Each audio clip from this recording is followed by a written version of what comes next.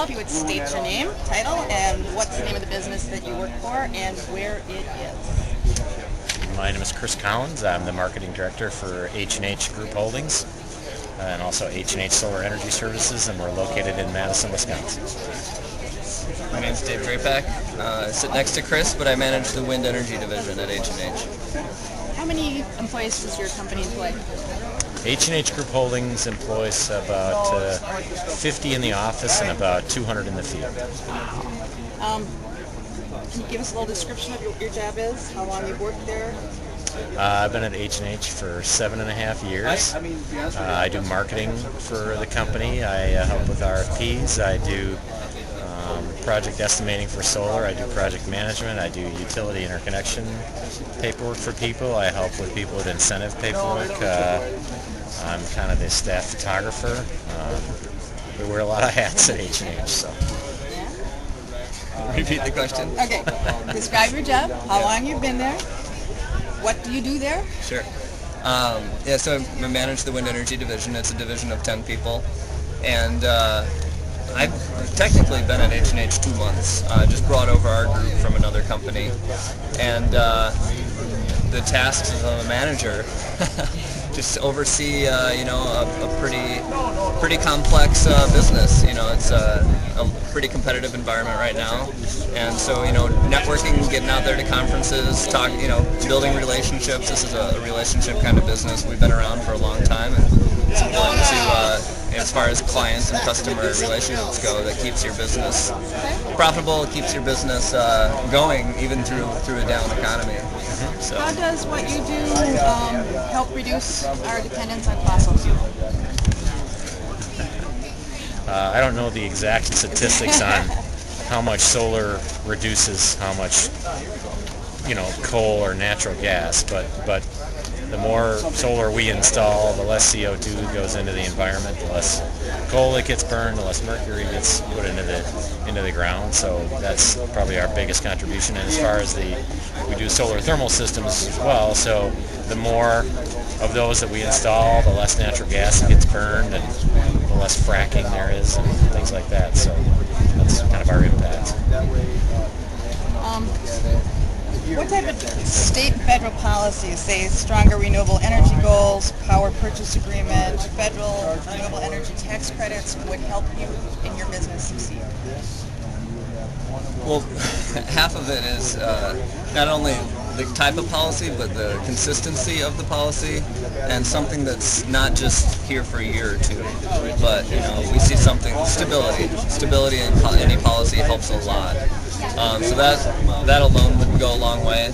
I mean, there's a number of are you talking about what type of incentive or what amount of support is needed here? I think you're being more general. Sure. Just looking for what is it that would help your business be more successful. Which, I mean, really an incentive that brings the economics for renewable energies on par with fossil fuels, because there's a lot of subsidies, a lot of tax breaks, tax credits that go to coal power plants. They go to, through insurance for nuclear power plants.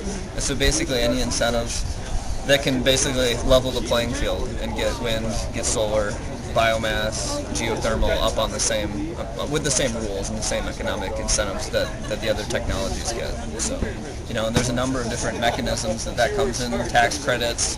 I think one of the most direct and universal systems is an actual feed-in tariff. And that's something that's being discussed in Wisconsin. Some states have done it, some utilities have done it, and basically it just gives a number of cents for every kilowatt hour that's produced from a renewable energy plant. It doesn't matter if it's a church putting it up, if it's a homeowner putting it up, if it's a business putting it up, all that energy is created equal. You don't have to have a tax appetite or be a business. You get paid for the real value of renewable energy. Kind of a one-to-one incentive. If you produce energy, you get the credit. So.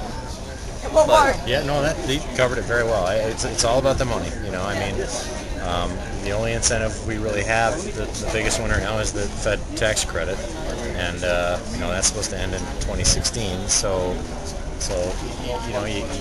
the prices of the systems are dropping, but a consistent plan is the main thing, because right now there are incentives And then they'll say, well, there's going to be some incentives coming, but we don't know what they are yet, so we can't announce them. Well, that hamstrings a contractor, where you're trying to tell people how much it's going to cost, and you need firm amounts that you're going to quote to them as far as incentives, and you can't tell them anything. So that right now we're stuck in kind of limbo. There's a lot of fence sitting right now because yeah, of that. There's people waiting. Yeah, I know what's going on. If there's no incentives, then there aren't any incentives. I probably have 4 jobs I could sell right now if they would either say, yes, here's what the incentive is, or there's no incentive at all. Either way, I would sell the project just because it would end the ambiguity there. So.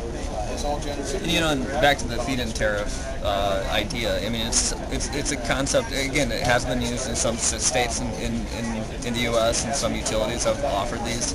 But it's really what's brought Europe to the forefront in having a lot of their energy come from renewables and having a whole industry built around that. And that's a tremendous job growth kind of industry. It's not just a large power plant that needs a few operators. Like this is in every community you can have solar, you can have wind, and so that's again, it's a universal thing. It's proven to be effective in the whole large continents, the European Union, and they've spent 20 years building out their economy, and a lot of that's been driven by the feed-in tariff. And it's not about we try to make it not about complaining about what we're not getting, but it's more about the level playing field.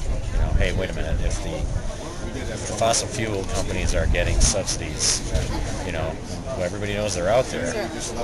What about the renewable energy? I mean, with the tax credits and the incentives that have been in place, when I started, it was myself and one guy, and 3 years later that we had 16 installers and 5 people in the office, because it had grown so much. So it's job growth, but you can't sustain that if you don't know what's coming. So. All right. Thank you very much. Thank you. So where does this go?